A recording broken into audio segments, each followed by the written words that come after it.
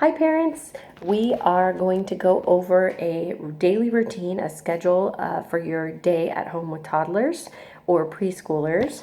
I have here 7 a.m. to 7 p.m. That is the time that my kids are awake. Right now I have an 18-month-old and a 3-year-old. So I put on here the things that we know are ready. Wake up at 7, breakfast, get dressed, etc., lunch, dinner, and bedtime.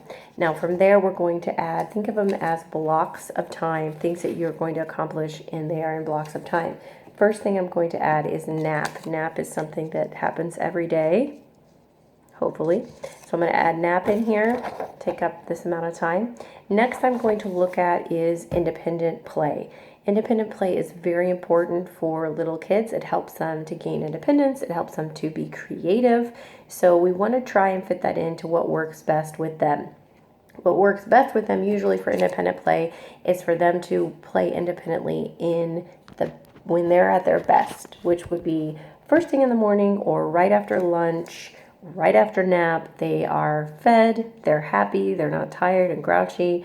So I'm going to put independent play twice. I'm going to put it first thing in the morning, and then I'm going to put it right after nap in the afternoon.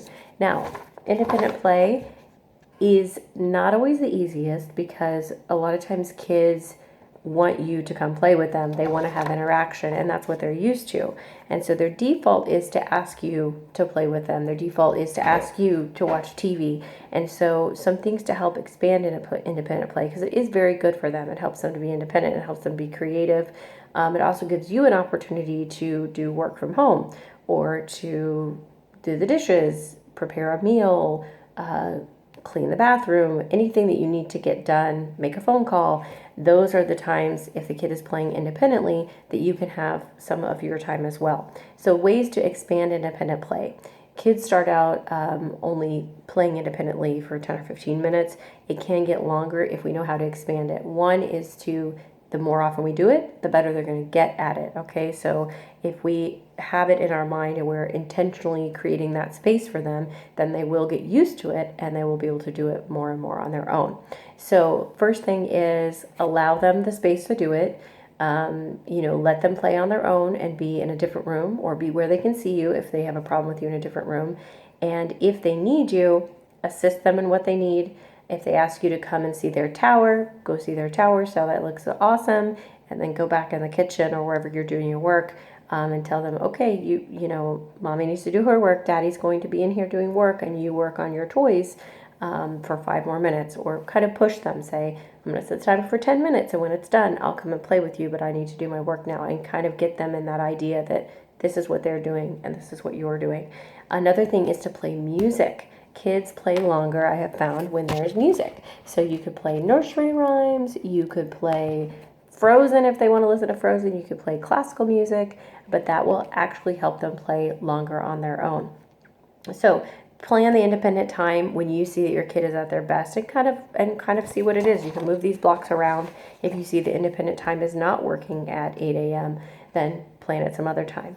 Another thing is snack.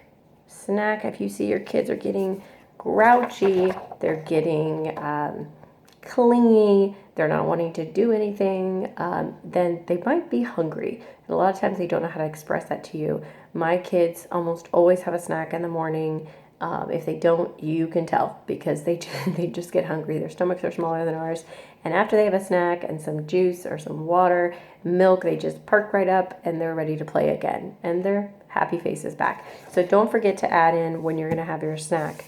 Now, these times right before lunch and right before dinner, I have found is when we can do things together as helping them. You can do, kind of schoolwork things where you're doing alphabet, you're playing a matching game, you're tracing, you're throwing and catching the ball, you're going for a walk in the neighborhood. But these are times where they have been awake for a while and they've been playing independently, and this is when I find that my kids usually are more needy. So go ahead and plan that into your schedule. Okay, you know what? I found that I see every day about 11, my kid is really wanting time with me.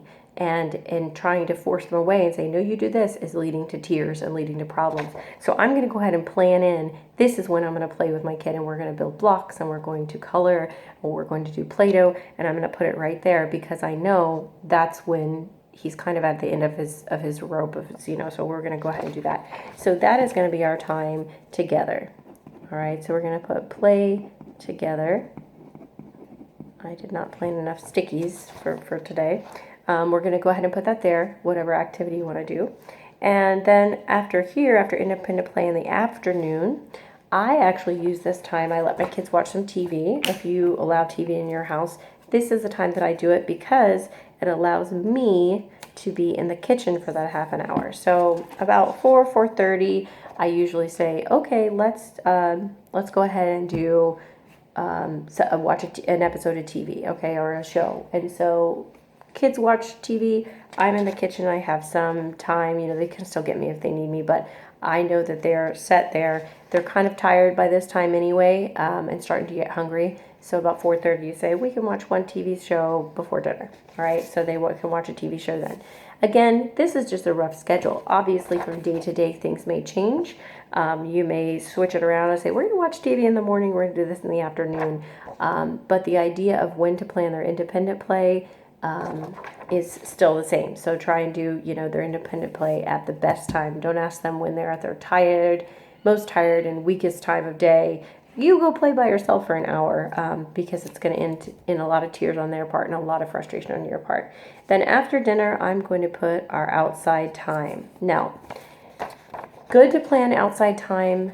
Definitely sometime throughout the day, plan your outside time. Maybe first thing in the morning, maybe last thing. We've actually been doing it in the summer, first thing in the morning, because it's very, very hot here. And so by 9 or 9:30, 10 at the latest, my kids are really sweaty, really ready to be in the air conditioning. It's already 95 or 100 degrees. So we have been having our outside time in the morning. You can plan it whenever you want. Outside time could be independent, or it could be you playing with them, either one. But try and mix it up. So I have it right now. I have it after dinner. We go outside. It's cooled off a little bit. We may play in the little pool or the water table, or may go for a walk. Just depends. But we do have outside time planned in every day. 1, because the kids need to get energy out. 2, it's so good for them to be outside. So you can change these things as you go, but remember to plan those things as blocks of time, independent play, and really try and bring that out more in them and allow them more time. Redirect them when they first come to you and say, Mom, I don't want to play with my blocks. I want to watch TV now. Then say, okay, let's watch TV in 20 minutes. I'm going to set the timer. When the timer goes off, then it'll be time to watch a TV show. So kind of ask them to expand that time, okay? Or Mommy's doing her work. I'll be right in 5 minutes. I'm going to come and build blocks with you. So ask them to try and do longer and longer, gradually, of independent time. And then also with a type of schedule like this, when you're going to have time for your work, for in the house, or your work outside of the house. When you can, okay, this is going to be a good time to go, run to the grocery store and things like that. So a schedule is great for everybody. It helps parents stay sane. It helps kids know what's happening next, and helps them to adjust. The other thing is with transitions. Tell the kids when there's a 5 minutes before a transition. This is if you're at a play date, say we have 5 minutes, and then it's going to be time to get in the car. This gives them a heads up, and it helps them to be ready for that transition. All right. So if they're playing independently, I can say 5 minutes, we're going to stop, we're going to have a snack. Or when they are watching TV, in 5 minutes, the TV show's we're going to turn off the TV, and it's going to be time to go outside.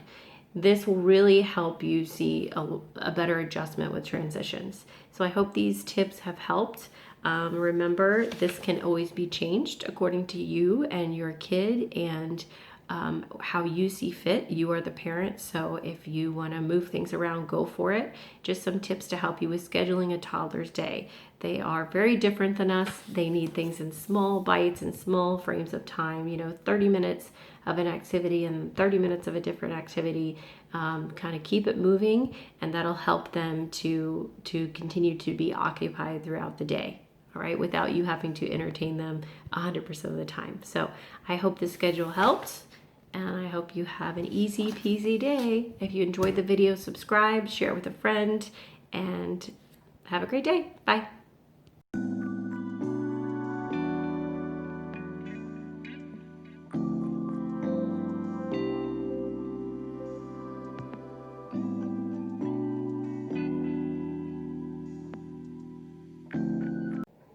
Hi, parents.